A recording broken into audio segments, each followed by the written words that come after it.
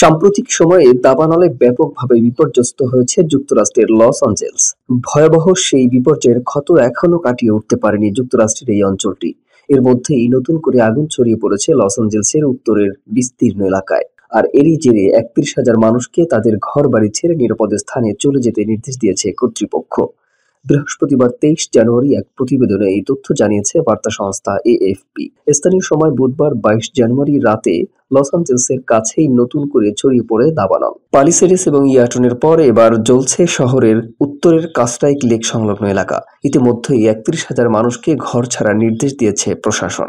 Los Angeles থেকে উত্তরের প্রায় ৩৫ মাইল দূরে সান্তা ক্লারিটা শহরের কাছে অবস্থিত কাস্টাইক লেক।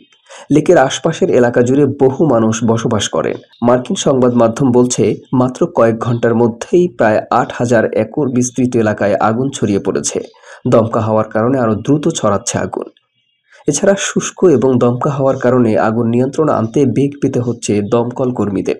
আর এই কারণে এলাকার সমস্ত বাসিন্দাদেরকে সতর্ক থাকার নির্দেশ দিয়েছে প্রশাসন। যে কোনো মুহূর্তে বাড়ি ছাড়ার জন্য প্রস্তুত থাকতেও বলা হয়েছে।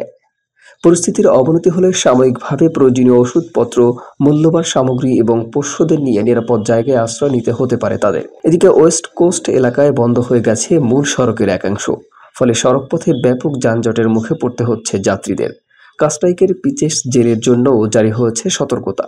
যে কোনো সময় জেলে থাকা ৪,৬০০ বন্দীকে সরিয়ে অন্যত্র নিয়ে যেতে হতে পারে। আর এজন্য প্রয়োজনীয় বাসও প্রস্তুত রাখা হয়েছে। এর আগে চলতি মাসেই আগুন লেগেছিল লস অ্যাঞ্জেলসে।